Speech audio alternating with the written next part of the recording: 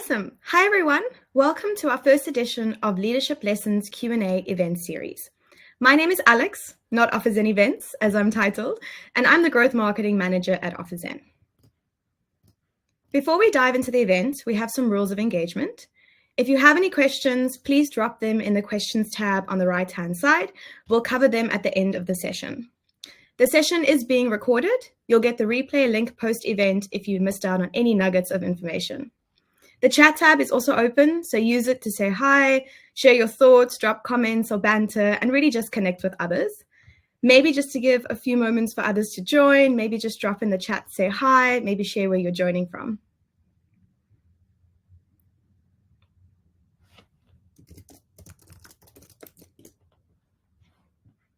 Cool, I see a few people typing.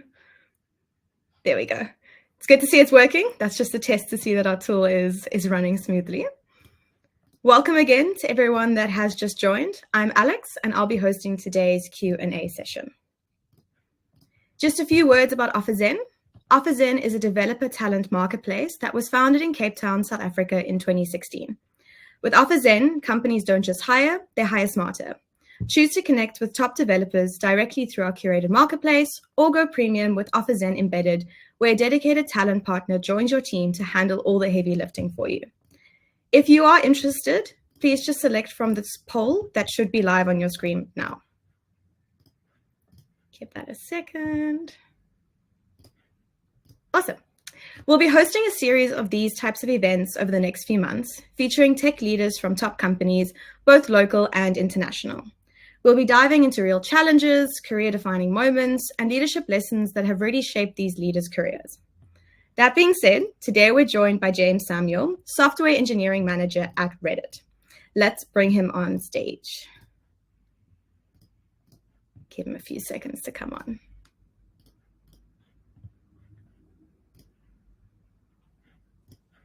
Awesome. Hi, James. How's it going? Hi, Alex. Going pretty good. Good. I think before we dive into the nitty-gritty, let's start with a brief introduction before we dive into the Q&A. Yeah. Thank you so much for having me on this call. And thank you so much for everyone joining as well. My name is James, and I'm super happy to share a little bit about my journey and also able to take some of the questions we might have towards the end. I started my software engineering career over a decade ago. Started as a backend engineer. Since then, I've had opportunity to work across different aspects of software engineering, across 3 different continents, and across a range of industry from edtech, fintech, even proptech, mobility, as well. Now working at Reddit. At the moment, I lead one of the engineering teams at Reddit. And yeah, that's a little bit about me. Awesome. I'm so excited to dive into this a little bit more during the session. From my side, I've got 3 themes, just so the audience is aware. We're going to focus on, firstly, your journey from dev to then being a leader, then the mess ups and the milestones, and I'm sure there's going to be a few fun stories there. And then lastly, building and leading for the future. So focusing a little bit more where we're going. Again, there'll be plenty of time for audience questions. So audience throughout, if you have any questions, pop them in the questions tab and we'll get to them at the end. And also, if we aren't able to tackle them all, we'll try and answer them async afterwards. But I think we've got a lot to cover, James, so let's dive in. Theme number 1, again, focus from journey from dev to leader. Let's kick things off by going back to the start. So you didn't wake up one day as a software engineering manager at Reddit. There's a whole story, as you mentioned, different continents, how you've got there. So this first part is really about that journey, kind of what the turning points were, the messy middle, and what it really felt like moving from a dev to then leading teams. Maybe to start with, can you share a moment or decision that really shifted your career path for you? Yeah, I think my career path was a little bit non-traditional, I would say. So if I'm going to attribute that to anything, it will be jumping on an opportunity that really challenged me and stretched me beyond my comfort zone. And that decision changed everything today. So it started a few years back, and I was working for this company at that point in time, and the director of the organization reached out to me and mentioned, "Hey, I want to build my own thing. So will you come with me on this journey to kind of like assemble a team, build a software. And I was like, why not? Then I jumped on the journey as a part-time work. I still had my full-time job at that moment. And for the first time, the responsibility of assembling a team, bringing everyone together, making technical decisions, as well as coaching this team, making sure this team is successful was on me. So, and because of the budget we had at that point in time, I had to work with people who are just getting started in their career. So there was a lot of work for me to actually grow them to achieve our mission. And that moment, I immediately faced leadership challenges that I learned on the job as I was going, like hiring within the budget we had, qualities to look for, establishing best practices, architectural decisions, managing motivation, and growing the team, and essentially becoming the link between the team and other stakeholders. So, in one lesson that I pick that actually changed everything for me was I started to look at what I do beyond what I can do myself and looking at the big picture. How can I enable the team we've assembled together to actually achieve the goals that we want to achieve? And there are a lot of things in between. And that mindset continued to follow me from even after I ended that engagement. And that was probably something that shifted everything for me. I'm happy to dive into how it goes. I can imagine that's really just diving into the deep end, hey? Like, you didn't expect maybe when you took on this, maybe something a little bit more risky as a challenge, and you just figured out as you went along. Yeah. Sure. Maybe if you had to look back at yourself, what kind of advice would you give yourself when you were shifting into that kind of space? Yeah. So I think one of the things that I battled with was when it comes to leadership, it's not just about technical skills alone. It's not just about what you can do individually. So I had to learn the hard way that when you're working in a team, it's not just about you alone. It's about how do you actually make the people on those teams effective? How do you empower them? And this is was something that I had to learn because at a point, it was so tough. I was like, oh, we're not going to build this because I actually left building software, actually coaching people how things should be and helping them grow. Yeah. Would you say there was something in your career path before you made this shift that helped you get to this point and be able to take on that challenge? Like in your dev capacity, what helped you? Yes. And that's a good question for when people move from engineering to a leadership role, it actually meant one thing. They've done really well as software engineer. They've done really good, exceptionally well. And that's why maybe someone feel like, oh, I think you can do more. We have this. And that was what really happened. I think it was already really great. And my manager, which happened to be the director of that organization at that point, I felt like, if I'm going to build something, I need this person on the team. And that was what actually opened the door for that opportunity. Oh, that's awesome. So kind of like advice-wise for people that are developers that want to move into more leadership roles, just continue pushing, continue learning, continue growing, and that'll open a way for you. Yeah, 100%. I love that. And I can imagine along the way, there's maybe a little bit of imposter syndrome that came up. I think we all experience it in some way or another. How did you push through that? Yeah, that's a good question. So I have come to, along the way, this is something that I faced a lot. And at every journey, it keeps coming back. So one thing that I learned is that when you are shifting from your comfort zone to something that is not super comfortable, there's that thing that's going to come. Hey, are you sure you can do this? Maybe you are not the right person for it. It will always come. Don't listen, just keep pushing. Keep learning. There's going to be a lot of failures along the way, but that is how we grow, right? So those will amount to learnings and actually grow us over time. So don't listen to the voice in your head. Yeah.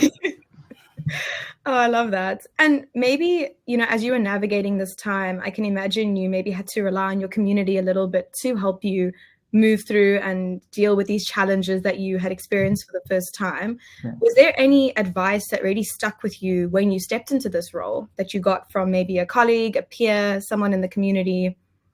Yeah, that's a good question. And just wanting to rephrase, that was my first experience into what leadership meant.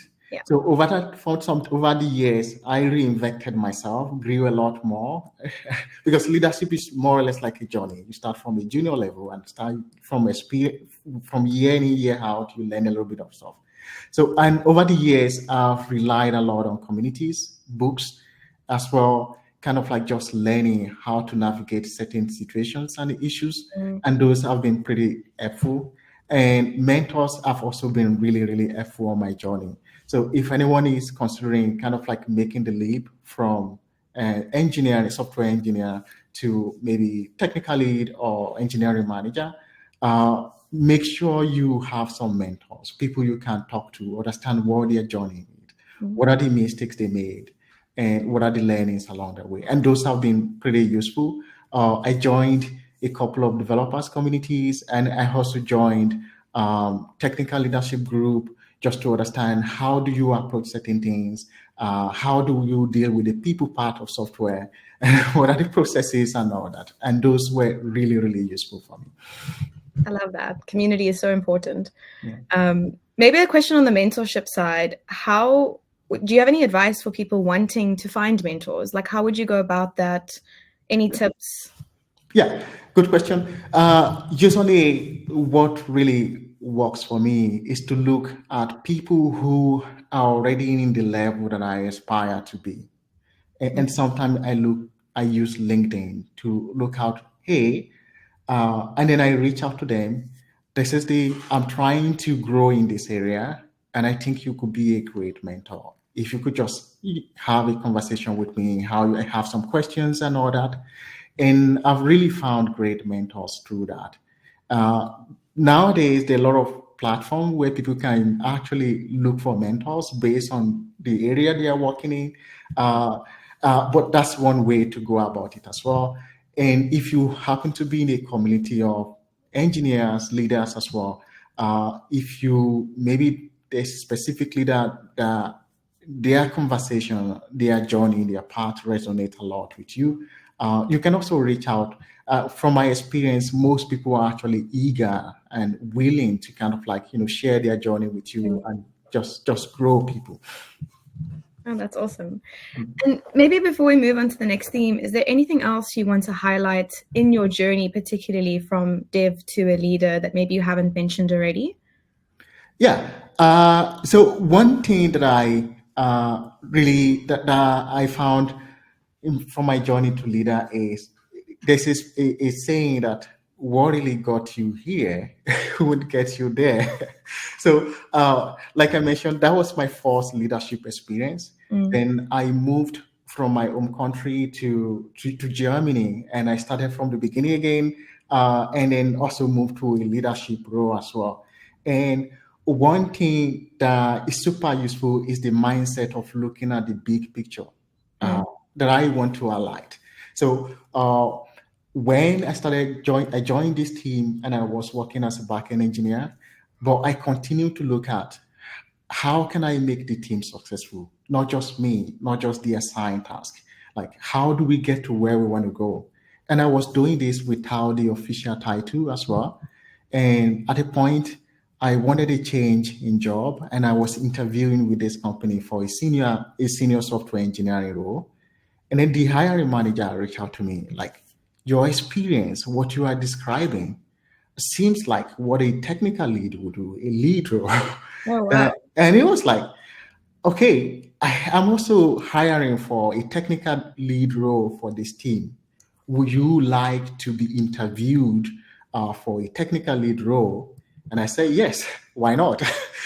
So, and that was how I got the job. And one thing that I want to highlight is that even though if you don't have the title right now, leadership is not about the title. You don't have to have the title before you lead. So leadership is more or less like creating a path for people to follow, creating a sense of direction, and just moving people towards destiny, a specific destination. And you can do it. You can do it without the title. Over time, people will start to see what you do, and sometimes the opportunity will just open up. I see a lot of love coming from the audience, so they must very much agree in their reactions. And I think that's very important. I think you always aspire for the title, but you can already start learning and testing out that leadership skill in a non-leadership role, which is super important. Awesome. I think let's shift gears a little bit, moving a bit from growth to grit, and focusing on maybe a bit more of the mess ups and the milestones, because I think that's where we learn the most. Leadership isn't smooth sailing. So I think let's talk about some of maybe the bumps along the way, but maybe starting with a bit more positive. Maybe want to share a decision that you got right, and how did you know at the time that it was the right call to make? Yeah, good question. So a few years ago, I was working in this company. I was also leading a couple of teams in one team in this company specifically. And I noticed a pattern. I saw multiple teams trying to build essentially the same thing. So to kind of like expand a little bit more, I was seeing a team trying to build their own email sending logic to fulfill their own need. And then I saw another team doing the same thing as well. And I also I also knew that the marketing team also had a specific way of reaching out to users as well. So in my mind, I was like, this is more or less like duplicating effort. Is there a way we could consolidate this, essentially how we reach customer just for governance as well, and to be able to make sure the way the representation, the display is consistent across board. So I talked to my manager about what I noticed across team, and I knew it was going to be a lot of effort for people to change their roadmap and change and kind of like build a system, consolidate it, integrate it, and test it. So it was something that it's not going to be easy, and it could get pushed back. But eventually, I got a buy-in, and then we started to invest in the migration effort where we had to like look for a single source where we communicate to users that other teams can integrate with and send email and all that. Eventually, it turned out to be a great decision. Not only allow us to be able to, have governance, like, control how we reach out to customer, make sure we are not spamming them with multiple emails and all that. It also reduced the number of work we had to take on. It means if you want to send an email, you don't have to do the work again. So this was something that I think, it was the right call, even though it was not easy at the beginning. No, I can imagine. And maybe some advice for the audience. How do you build up that confidence to position something like that impacts so many teams that have their own ways of working? Do you have any advice on how to land that to then get your point across? Yeah, that's a good question. So I have a framework that I use most of the time. Why this is super obvious, you might be dealing with a case that is not super obvious. The first thing that I do, I look at it, is it a problem that I only see? Are other people seeing that this is a problem and this could be right or this is not right? So, and in this case, I try to check in with the team. Hey, I also learned that another team is doing this. Don't we think we are duplicating effort? These are the pros and cons that I see with this approach. Do you think this will be better? Just to kind of like, get their thought on that and a feedback. Yeah. Then I reach out to the other people as well to get, if there's something that I'm missing, just to make sure I have all the context. And that is the framework that I follow. After getting the context, and then I have confidence that, we're doing this right now because it's fast and cheap. We think you can easily do it, but it's definitely not the best approach. And there is a consensus on that. Then I move forward to people who can actually fund it and decide, yes, let's work on this. So to kind of like summarize the framework, you want to check to make sure you are not the only one seeing that problem, other people see it. So if you are the one seeing it, you might have a tough job selling it to other people. And then secondly, you want to make sure you have the context. There is no blind spot, no hidden spot. And that you can do by talking to the people involved to understand their point of view. Secondly, you need to make sure you go to who can actually make this happen. Maybe stakeholders in this case, get their buy-in, tell them how you see things and how it should be before proceeding. I love that. And that's a great framework to steal. So I'm going to be stealing it for sure. Maybe flipping the script a little bit, but maybe not the positive to the negative. But can you walk us through maybe a time where something went wrong? So what happened? How did you recover? And what did you learn? Yeah, that's another good question. So a few years back, I once led a team. We call this team onboarding and activation. And essentially, the goal of this team was to ensure that users onboard into our product frictionless. Over time, we made a lot of progress in this area until the period we had a lot of attack coming in. And the lead engineer on this team specifically noticed an unusual traffic coming from certain IP addresses from countries we were not even active in. So we were not supposed to be getting those requests. And there were impacts like legitimate users, they couldn't sign up. They couldn't even use the product. They couldn't use the app.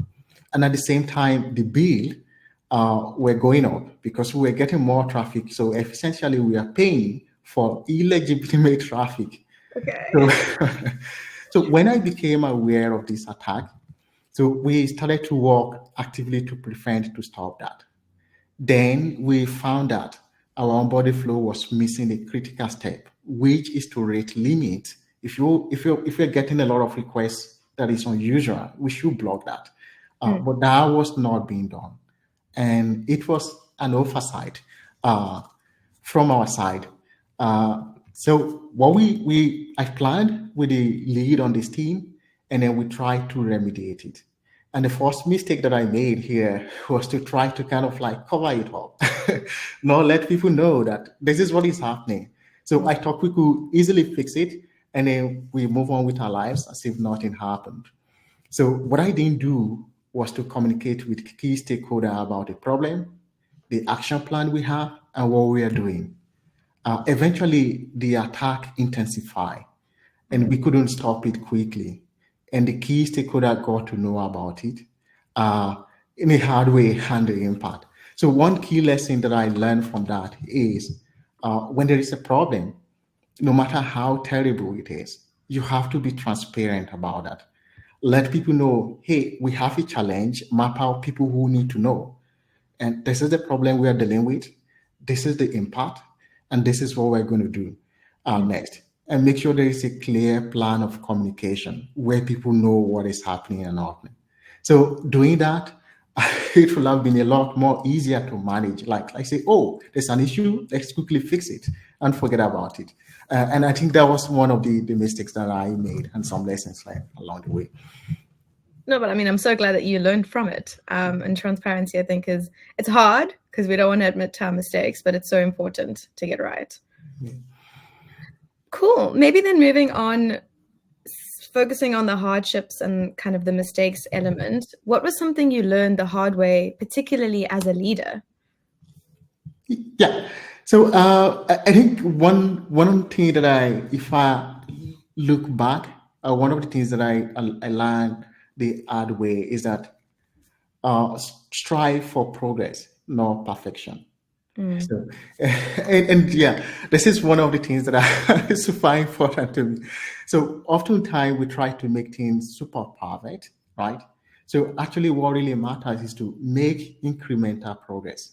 Yeah. And the reason why this is very important is that we need fast feedback to course correct, to learn, and know if we're doing the right thing, and quickly revert if we are not doing the right thing. So rather than making sure you have everything complete at the moment, all the information to make the decision, look at it. Is this something we can change our mind later? How cheap will it be to change, to revert? And based on this, make incremental progress and check, are we still on the right step? Rather than waiting until you get all the full information to move. I love that. And maybe can you share a moment of where you were proud of getting something right and what made that successful for you? Yeah, cool. I think that there was something that one of the decisions that I made, it has to do with hiring actually. So on this one, there was this role that I was trying to close at that point in time. And I interviewed this, engineer, and opinions were different during the debrief. A lot of people said, "Oh, this needs improvement," but there is something that I saw. I saw the tenacity. This specific engineer, they seem to be someone like who is going to go the line to make it happen, no matter the obstacles. They might not know, but they are super willing to learn. Uh, and all of the people that a lot of people said yes to, I didn't see this attribute. And I knew we were dealing with a lot of interesting problems that we need people to have grit to be able to successful. I had to use my being the hiring manager. I had to go against the room. I said, okay, I think we need to go with this candidate. But I knew if that decision was not right, then it's going to fall back to me, because essentially it's more or less like going against the entire group. Eventually, it was right. We hired this candidate knowing that they still had some gaps, and they turned out to be one of the best hires we had in terms of the impact, in terms of the things they did over time. Oh, that's amazing to hear. Maybe before we move on to theme number 3, was there anything else particularly around kind of mess ups and milestones in that journey that you wanted to raise? Yeah, so there was something that I actually didn't mention about the story, some of the about the incident we had, which I think might be useful to the audience. So after this mistake, how I actually fix it was at the end I wrote a memo, kind of like detailing the step that I took wrong and what we should have done better. And also the plan if we face something like this, so that the rest of the teams and other engineering leads they can learn from it. So if we will face something like this in the future, this is the approach we should take. And that turned out to be one of the best decisions I could make during that process. So it turned out, so I got a lot of comment, people saying, wow, it takes humility to admit this and also kind of like let people know publicly things you've done wrong. And at the same time, that essentially changed how we handled incident around that time. So it was a moment that a lot of people pick a lot of lesson from. Yeah. Oh, that's amazing to hear. That kind of low ego, transparency, documentation is super important when you are making a mistake and just owning it. Awesome. Let's zoom out a little bit. I'm excited to dive into this really around building and leading for the future. So leadership isn't just about the past. We know it's taking the learnings from the past and applying it to where we're going and where we're headed. I'm keen to find out how you're thinking about the future. I'm aware we've had a few years of uncertainty since COVID, and it's been an interesting couple of years. How do you help your team navigate uncertainty or rapid change? Yeah. That's a good question. To be honest, I would probably say that our industry, which is in engineering and software engineering and all that, we probably, maybe as engineers, we probably notice a lot of changes in terms of how we work. Every year, there's a new framework, a new technology we need to use. So we're probably accustomed to that. But changes around process, maybe of reorganization, and a number of things around the world happening might be something we are not super familiar with. So in my take on this is, when it comes to changes, the best we can do is to kind of like be adaptable. Making sure we are trying to expect, we know there will be change. We anticipate. When we anticipate changes will happen, then we won't find ourselves where we are just reacting to change. And the way that I do is to make sure that we know there will be change. Some will be within our control. Some will not be in our control. And when there is a change, the best thing the leader can do is to be transparent about it. Reach out to them. Hey, we know there's a change coming on. This is what we know so far, but we're going to go through this together. We'll be in it together. And the second part is giving the team a hope, where you also let them know this change we are in together, we won't walk it alone. And if there's a plan, if we already have a plan on how we're going to navigate it, share with the team and get feedback. So one lesson that I learned, just sharing a plan and not getting feedback sometimes it won't do the entire job. Uh, so what I try to do is when there is a plan sent, I also want to reach out. Hey, tell me what you think about this plan. How do you say it?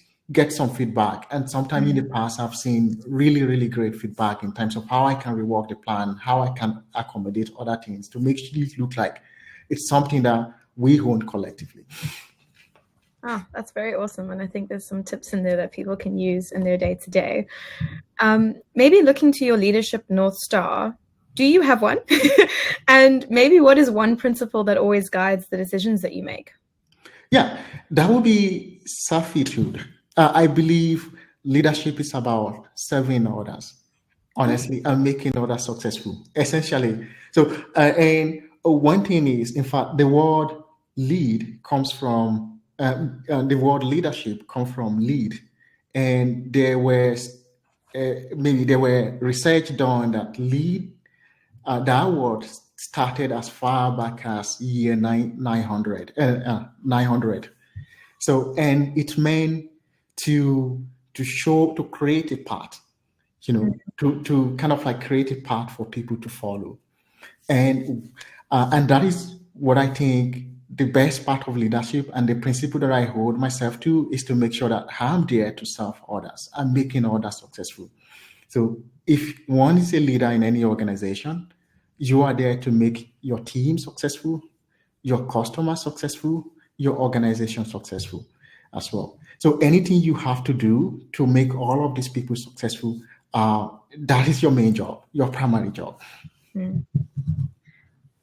I feel like I'm saying I love that a lot, but I really just love all of this. We've spoken about your, dev to leader role, and now your North Star being around servitude and helping others grow.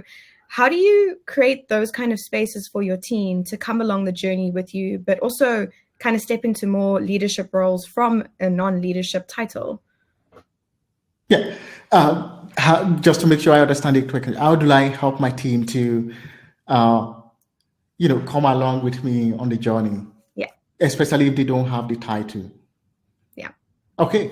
So one thing that I say a lot to people is about one aspect of leadership is taking initiative. And you don't have to have the title to take initiative. Like I mentioned, leadership is about creating a path for people to follow, kind of like this is a goal and this is how we're going to get there and help them. And that part, that requires you being able to initiate a lot of things, initiate changes. And you don't have to be a manager. Like if you see a problem, then what you can do is like, how can I make this thing better? What do we need to start to fix this problem?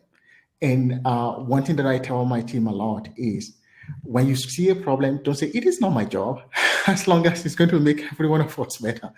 What can you do? What is in your power to kind of like fix that and get us into a better place? And that's what I think leadership is all about without the title. Completely agree. And maybe what's a skill or mindset that you feel every future tech leader should master? Yeah, that would be adaptability. And that also maps into some of the questions we had before. To lead into the future, I believe leaders need to be a lot more adaptable. There are changes happening around us, and we need to anticipate those changes and be ready to embrace them and adapt to them. And this means whether AI, technology, and all that, we need to continue to reinvent ourselves. Maybe the needs of leadership today might be a lot different from what is going to be tomorrow. And we need to be prepared and be adaptable. There are a number of things people do when changes come. Is that you can just be on the sideline watching or even deny it that this is happening. So, but what we can do is like recognize it's there and then see what we can change and, just to keep moving. Do you have any tips for someone wanting to become more adaptable? Yeah. So that's a good call. One thing that has worked for me, and I learned that from a book called Extreme Ownership. It's about just taking responsibility and accountability for most things. If for me, I found it useful. If I want to be adaptable, I need to be make sure like, oh, be responsible for the outcomes, everything happening around my purview. So even whether directly or indirectly. So when I think from that lens, like I'm responsible for this, taking full accountability and ownership, that is when I'm able to think, one thing, what do I need to change? How can I adapt so we can get to a place where we have a solution? Awesome. Final question for this theme before we dive into the audience questions. And I can see we've got a few already waiting. Yeah. A little bit of a spicier one. What is one unconventional leadership tactic that's worked for you? Yeah, that would be probably humility, I would say, and admitting when I don't know and if I make mistake as well. I think this has really, really worked, and it's pretty hard at the beginning for me, right, to be able to say, "Hey, you don't know," because you are expected to know, but that is wrong. So being able to say, "Hey," uh, being able to kind of like learn from everyone and say, "Oh, this is the thing. What is your thought?" Like, what being able to learn and admit when I don't know something, and being humble enough to admit mistake and own it. I think this has been really useful in helping me to build trust with people, which is very key when one is leading people as well. Amazing. Well, the end of the kind of prescribed Q&A session. Now we'll dive into the audience questions, and I'm just going to bring it onto screen. There we go. So you can also read it. But we've got a question on how do you balance supporting and enabling your team members, especially new or growing when you're growing your teams? Yeah, good question. How do I balance between supporting and enabling my teams, especially new or growing teams? Yeah, that's a good question. So one thing that I learned. So I've been through this as well, and probably still passing through it at the moment. I'm not sure I have 100% solution to this, but I can offer my experience and how I approach it. One thing is to make sure I try to create a self-organizing team. So one of the anti-patterns that I see is being a leader that solves everybody's problem. What we should be doing is to empower people to solve their own problems. And sometimes it happens. People already have the answers. It's just that it's hidden. And that is why one can use a mix of coaching by drawing knowledge. Coaching is more or less like drawing knowledge out of someone. And when you teach, you're actually sharing, imparting knowledge. And sometimes people already have an idea of the problem. There are options. They've not just had the time to think through it. And what we should do, rather than soliciting and just tell them this is the answer, and then next time they have the same problem, they come for the answer again. We won't be able to scale ourselves that way. But by actually helping them, what options have they considered? What are they empowering them to be able to tackle their own problem? And we do it to a point where we get to a time where the team is fully capable, and then we can focus on other things and enabling them.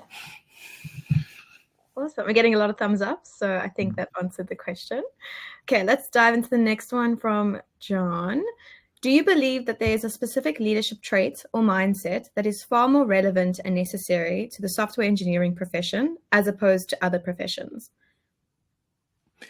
Yeah. To be honest, I do feel like leadership is more, it's probably, I've mostly been in software industry in my life, so I wouldn't know. But one thing that I would say that is a lot more important in software engineering is more or less like making incremental improvement. One thing that I've seen is that we don't build software in a day, right? And it's such a profession where whereby feedback is super important. Then maybe let's say you are building a house, like a construction is when you can just work from 1 year and everything is ready. But that is not software. Customers, they change, their behavior change, the market changes all the time. So, and that is why in a mindset of incremental improvement and a culture where feedback is built in I've seen my experience, I think is much more relevant to an industry than compared to other industry. Being able to, are we making progress? And also constantly getting feedback and adapting as quick as possible. Awesome. I think that answered that one. Interesting one here around your day-to-day. What does a typical day look like in your engineering team? Meetings, tools, rituals. What would it look like? Most meetings and rituals we made in our team took too much time, even the daily stand-up. Do you have any advice? Yeah. So what we like most meetings, rituals we made in our team. Yeah. Yeah. So meeting yeah. I can really relate to this question as well. So there are a few tips that I've gone through with my team over the years, and some have proven useful. And there are also other tips that I use personally as well, because managers, they probably have a lot more meetings. So one of the things that we do is to make sure to aggressively protect the focus time of the engineers on the team. So one thing is different. There is managers' time, and there is also makers' time. For engineers, when you're building, you need focus uninterrupted time to be able to focus more, to do creative work, and we need to protect that. So one of the things that I've done in the past is to make sure maybe we have stand up twice a week, and the rest is just async, how things are going.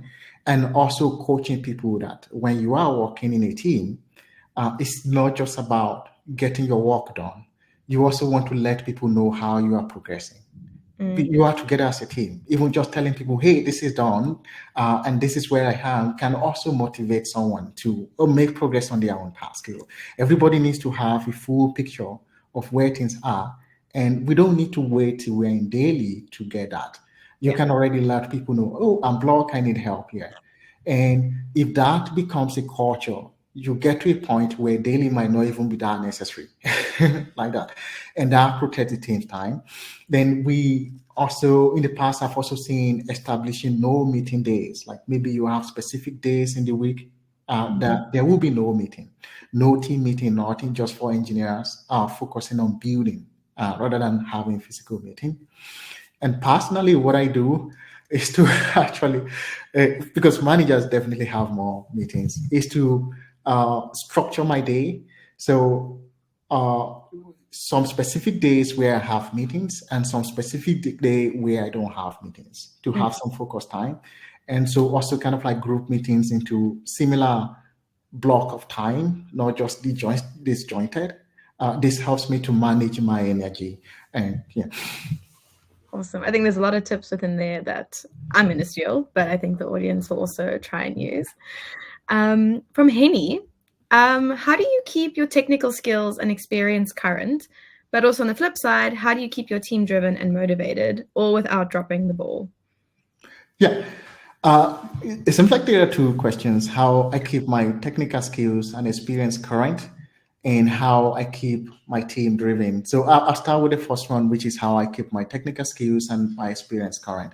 So one of the things that the hardest realization that I came to was like, I won't be as good as the senior engineer on the team, but in terms of depth of knowledge, right?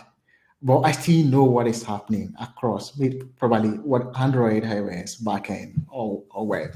So, and how I do that is to make sure build personal project. Sometimes when I have the time, and also reading engineering blogs.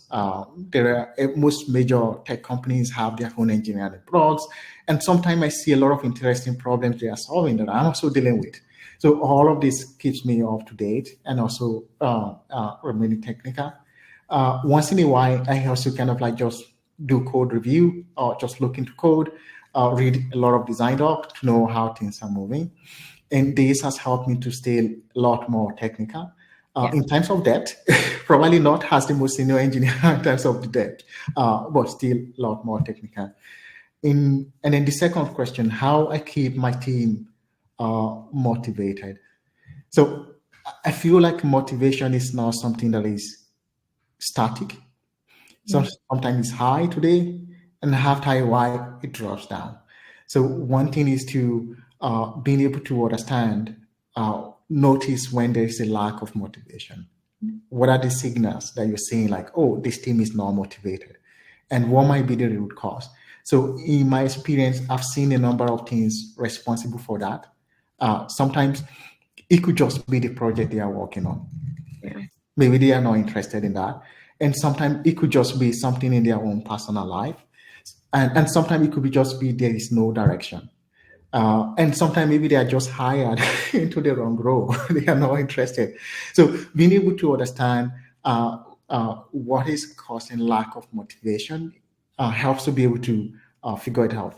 And kind of like drawing in one of the examples that I've had in the past, where I noticed a drop in motivation because of a change in direction and all that. And people were feeling like, oh, I've invested XYZ effort into this, and then we're throwing it all away and starting something new. So in how I managed that was to reach out to the team as usual, communicate, hey, this is this is the reason why this is happening. I know we've done a lot of effort in this regard, and but we believe this is our best way, and this is the path we are going to take. I kind of like drive clarity around that. And the main thing that I want to say is that one of the best thing a manager can do is to know what drives individuals on the team. Yeah. And when you know what drives them, you can quickly align that with the goals of the company. And I try to do this even at the point when I'm hiring. I want to know, why is this person, what is driving you? What makes you do what you do? And the reason is I want to make sure like I will be able to keep them engaged. And knowing this is very crucial in managing motivation. Awesome.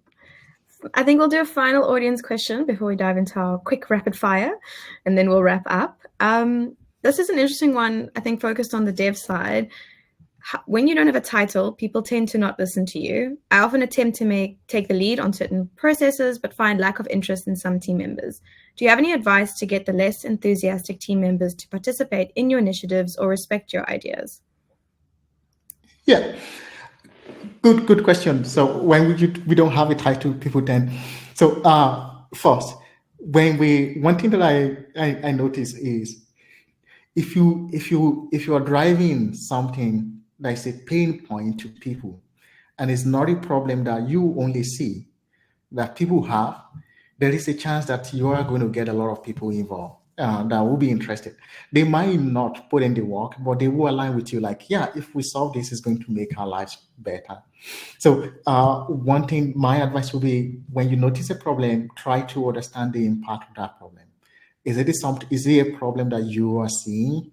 Oftentimes I've seen people trying to solve a problem that they or two people have. In that case, there's a chance that you won't get buy-in initially. But if it is a problem that you've seen that a lot of people have, you can also go through your manager. Hey, this is a problem that I see, and this is the solution, and this is the impact. I think we should solve it. And you can get a soft power. You're still the one driving that improvement, not your manager. You're just kind of like riding on your manager's mandate to do that. And that's probably one way to go about it. Awesome. I think, I don't know why that made me big all of a sudden, but I think we can wrap up with some rapid fire end of questions. So we've got 3 quick answers. What is one leadership myth you wish people would stop believing? Yeah, similar to what we just talked about. Leadership is not about title. That's one thing. Like we don't need title to lead, to be honest. And anyone can be a leader. If we look at the people who are leaders, whether in a bad way or in a good way, they've done something. What they did is to move people in one direction. So and maybe positively or maybe in a negatively way. So leadership is not about title. It's about driving change for the better, initiating things, and kind of like uniting people. So when you have something that resonates with people, trust me, people will start to follow like, yeah, I know he has something, even though I can't do it, but I think it's right. Awesome. What are 3 books or resources that have shaped your leadership style? Yeah, I think the first one would be this. It is called Leadership Tactics by Jocko Willings. I really recommend it. It's really a good book. And the second one would be The Manager's Part a guide for technical leaders navigating growth and change. So a good one. And then the third one will be The Making of a Manager by Julie. Awesome. I think I love how you show and tell as well. So like people know exactly where to go buy, what to buy. Yeah. What is a quote or mantra you keep coming back to? Yeah. The quick mantra that I keep coming back to will be what gets you here or what got you here won't get you there. And this is so true. From being an engineer, if you are an excellent engineer, you can write code, you can do everything really fast. Doing that continuously will probably won't get you to a place where you lead until you start to expand a lot more. And doing what a leader would do and helping the looking at the big picture. And when you also kind of like grow to the next row, what you did to get there won't get you to the next one. So sometimes you get to a place where relationship is a lot more better, right? And that thing that I keep coming back to, and it has always been true. What got you here won't get you there. Maybe you need to adapt in strategy, change a little bit of stuff. Oh, that's awesome. And I think that's a great way to end the session. So everyone, that's the end of our Q&A session. I hope all your questions were answered. I think if there's one thing to take away from today, it's that leadership is that journey of constant learning and evolving yourself. And I think sometimes unlearning a little bit. Again, if you missed any nuggets of wisdom, we're going to share the event recording with you afterwards so you can have a look at it and steal some of the insights again. We're going to be doing more of these types of events. So if you'd like to join any of our future upcoming ones, you can just vote for a poll on the screen right now. And yeah, just a special thank you to James. You've been honest and shared your epic journey so far. And to be honest, we can't wait to follow along and see where the next part of your journey takes you, as you've just mentioned, where you're going next. A big thank you to our audience, everyone, for joining. And I hope everyone has a lovely afternoon, and we'll see you at our next event. Yeah. Thank you for having me. Bye. Thank you.